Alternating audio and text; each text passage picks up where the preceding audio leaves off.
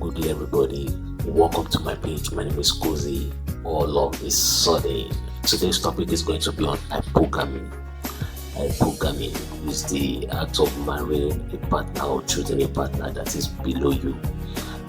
We talked of hypogamy on my recent video, which is marrying somebody above your financial status, choosing a partner above your financial status, your class. So today's topic is hypogamy, marrying somebody below your status. Hypogamy is good on when it comes to the men. The men actually has advantage, or that's how the society has created it when it comes to hypogamy, because they've said men marries down, women marries up. So hypogamy, as when a man marries down, it makes you have control over your partner. It makes you have control over your partner. It makes you choose someone you can actually handle, someone you can actually direct, someone you can actually build with, someone you can actually build according to your standard. But control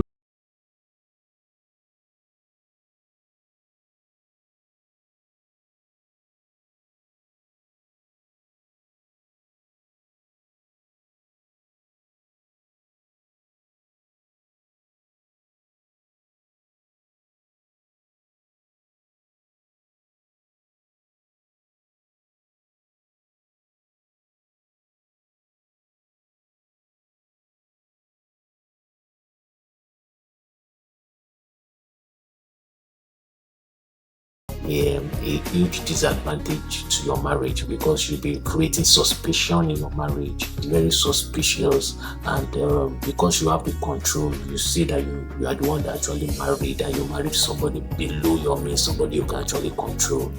You see that you will be directing the person wrongly, and at the end of the day, it's going to take a very wrong toll on you. That is part of the disadvantages of the control when it comes to the control of hypogamy. And to those that actually married up, because we've seen some men that has married up, in most cases they are always treated as slaves. Trust me, most times the women treat them like slaves. Even in some cases where the men marries down, most of those women are treated as slaves. Instead of being treated as a treasure, they are being treated as slaves. They are being used the way they like, because the other partner feels, okay, I'm the one in charge, I'm the one that has the resources, I'm the one that makes decision on this family. Even if you make decision without the resources, it's going to be very difficult for you to exhibit your plans, because when we make decision, I'm still the one that is going to bring out the resources for the exhibition of what we decide on. So at the end of the day, you see that the person, if you marry someone that is not kind, they tend to use it against you, especially when they are not happy with you. That is part of the disadvantages of marrying somebody above your means. But the advantages of it is, when you marry somebody that is kind, the person tends not to feel like the superior when in the marriage. Even when you are speaking with the person, when you talk with the person, conversation seems friendly, and the person doesn't even sees himself as a superior, especially when maybe you make suggestion to the person. And this type of phrase, that means you yourself as a woman, or as the person below your partner standard, you've built yourself to a certain point or a certain degree. Even you are not at your partner's level, but you've actually built yourself to a certain degree.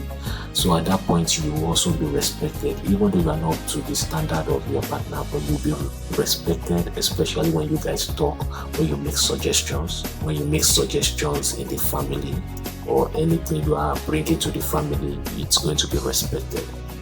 If you also marry a good man or a kind partner, even though he's well above you, you see that the person tends to give you peace, especially people that loves peace in their home. It tends to give you peace. It tends to want, even let's say your educational background was poor when it came to marriage, it tends to want to build you up to a standard. or to a path, to a certain standard that you'll be respected, tends to want to give you those type of things, so that at the end of the day you will actually be able to stand a point, you will actually be able to stand a ground. You understand? So most times tend to be someone that has plans. Just don't sit down there and because you want to marry somebody above your means, you want to marry a very wealthy person, just don't sit down there and make yourself useless. Just don't sit down there and don't feel as if you have some things to add to yourself. You add value to have to yourself, because one day you start making children also, and you want to be a good example to your children. What are you going to be teaching your children? Are you well educated enough? Can you do your children's homework? You marry someone well above your standard, that doesn't mean you don't have anything to contribute. You should be able to contribute one or two. So you should be opened enough so that you can be able to learn, be open to learning. Yes, if you want to marry somebody up, because if you are planning to marry somebody up, even if it happens and you have nothing to give, you will see that there will be lots of problems. The man won't even be happy at the end of the day. So except if somebody that has free mind, he is a kind person, he likes his peace, then at the end of the day he can actually be opened enough. But at the end of the day, he will still want to push you to be a better version of yourself. And what makes some of all these people even marry comes down to marry. It's not because maybe they actually love you like that. It's basically because those at their level seems to be so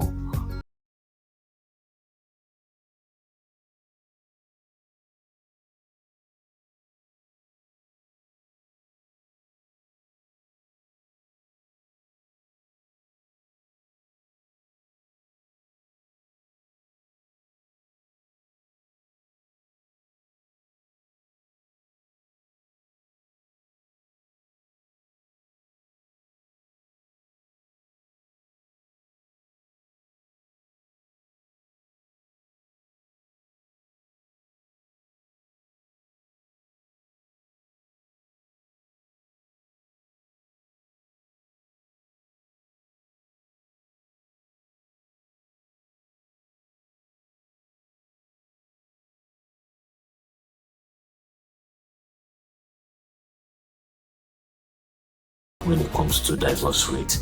In hypogamy, when the man tends to marry down, divorce rate is actually lower. Yes, because imagine them marrying at the same level, or marrying somebody, a woman that is higher in level. You see that most divorce these days, it's being pushed by the women. You see that there will be a lot of divorce rate. So most men, for their peace, they tend to marry somebody lower. So most times it's not about the control part, even though the control part is part of it. But for their peace of mind, they tend to marry lower, so that not to just marry somebody and at the end of the day they start having issues. Within 1 or 2 months they've divorced. So that's part of the reason why you see men coming down to marry. So when you see men marrying like this more in the society, you don't actually blame them. So many men want a united family. They want a family that at the end of the day they can control, because a man without control is also an infidel. According to what it is, if you cannot control your family, you are an infidel. So you should be able to control your family. You should be able to tell your wife what to do, and she should be able to do it. At least you should be open enough as a man for you to be able to hear from your wife too. If you want something, you should be able to also do it, so that there will be much respect. That's why the man has to marry down, because as a man you have to be more sensible enough to understand and carry your family along than a woman. Most women, when they have more than the men, they tend to have pride and tend to look higher. They want somebody higher or above them. So as a man, you should be really careful. When you have enough, you should go down, pick from the down part, and you marry. The person must not be down. Even if it's a step you are above the person, at least it's okay. Then you marry the person. The person should be able to at least pay attention to your instructions. at least to be able to carry on with the family.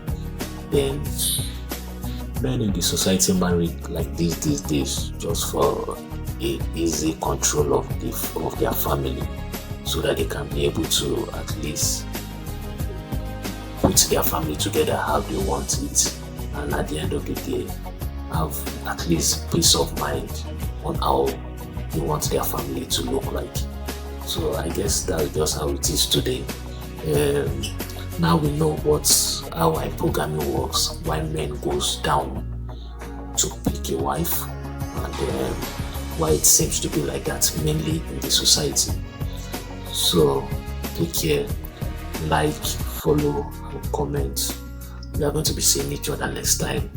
Thank you so much. Goodbye.